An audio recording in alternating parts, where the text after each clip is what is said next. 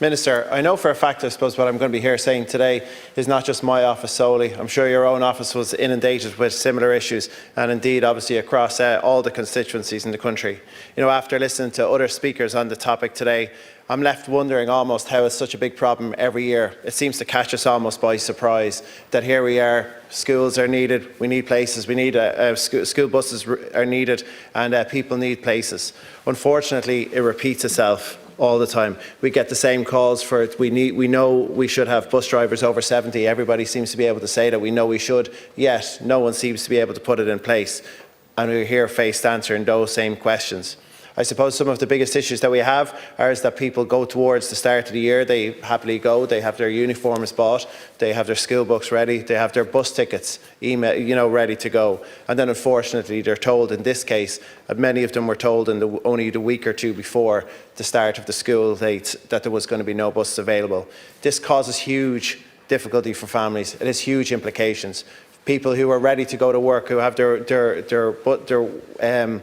they have their ways to go to work, they know that their kids will be brought by the bus, they're sure that they can be. They're commuting in my constituency, maybe into Dublin, they're commuting elsewhere, and they believe that they'll be able to drop their kids off maybe at a spot in Johnstown Bridge at 7:30, or maybe in Clane at 7:15. They're fully ready that they can do that. And then they're told in the last minute that they won't be able to do that and that different plans have to be made.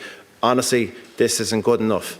Multiple families have reached out to me to say that they were told in early August that their children had received tickets servicing areas between Maynooth and Kilcock, areas outside Naas, only to be told that the week after the children returned to school that this bus service would not be running.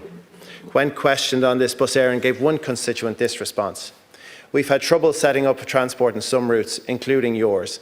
This is mostly because a number of difficulties have arisen in some localities with a small number of contracted services, including the service intended for your children. These difficulties have arisen in some cases due to a lack of driver or contractor availability." Ultimately, this is not good enough considering the people had sought these routes multiple months earlier. Another received a response: "If the family have been advised there is no capacity to issue tickets for their children through direct contact or displayed on their online account, please be assured Bus Éireann has exhausted all avenues to accommodate pupils. It is not open to Bus Éireann to create additional capacity or engage additional vehicles." I have one major question though arising from these responses which were received. If it is not up to Bus Éireann, the company who in early June of the year had the exact number of pupils who would need a school bus tickets for the following year, if it's not up to Bus Éireann, who is it to create additional capacity or to engage additional vehicles? Is it up to the parents themselves? Indeed, is it up to us because we're the ones who are let to have the questions ready? No, the answer is up to Bus Éireann. So I'd ask that maybe for next year that Bus Éireann are engaged, that we know who they are, that they engage continually with those contractors over the summer.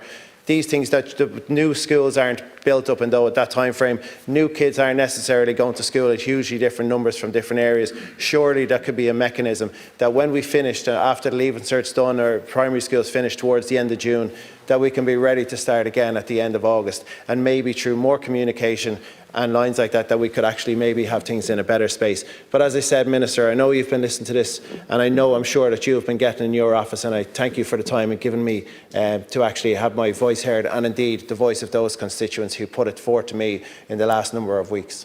Thank you.